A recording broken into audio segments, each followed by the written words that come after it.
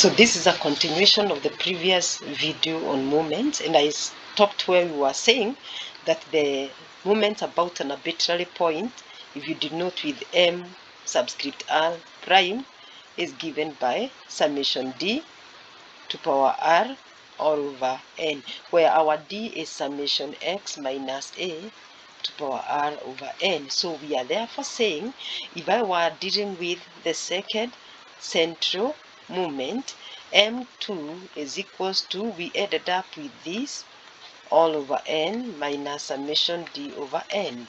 So from here we can basically see that one squared. We can basically see this is the first one, because if r is 1 here it will be raised to power 1. If r is 2, I'll raise d to power 2, which gives me the second moment about an arbitrary point, the third one, and so on.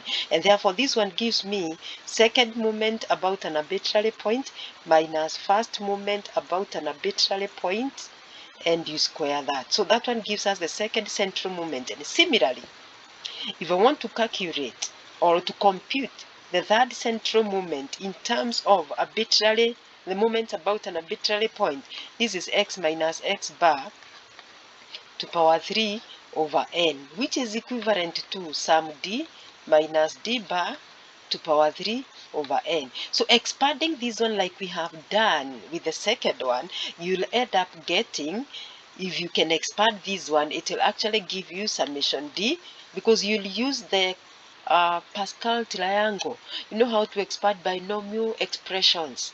So if you are to expand the binomial expression to power 3, you'll end up getting d to power 3 minus 3 d bar, and here the d squared, because now the values or the powers of the first term decrease, powers of the second term increase, and then plus 3 d bar squared minus d bar to power 3, and then you divide the whole of this by n. So if you expand this one, you open up the brackets, distribute the summation sign, and then this over n. Finally, I'll expect you to get the following, that s is m3 prime minus 3 m2 prime m1 prime plus 2 m1 prime raised to power 3.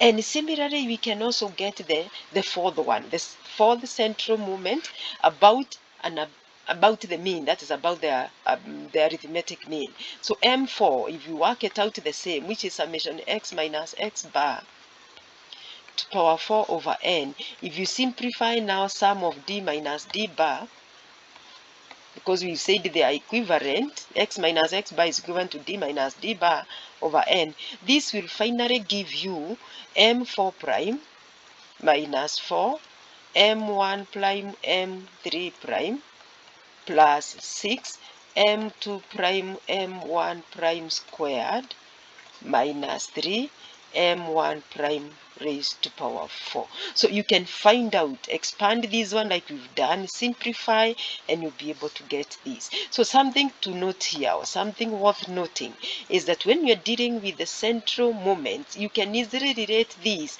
with the mean, the arithmetic mean, and also the standard deviation. Why? Because by definition, x bar using the assumed mean method is a plus summation d over n. But what is this summation d over n? It is the first moment about an arbitrary point. So this is equivalent to a plus m1 prime. Basically, you can get that. Now, what about by definition? What is variance? Using the assumed mean method. This is equals to summation d squared over n minus summation d over n squared. But what is summation d squared? Summation d squared is the second moment about an arbitrary point, minus this one is first moment about an arbitrary point squared. And you can see this is similar to our second central moment. So this is equal to second central moment. So it means you can work out your arithmetic mean and the variance from the moment about an arbitrary point, because we've said liken these two the assumed mean approach, and you'll be able to relate them. So basically that is what we do. So the next video is now on application of moments in measuring skewness and kurtosis. Thank you.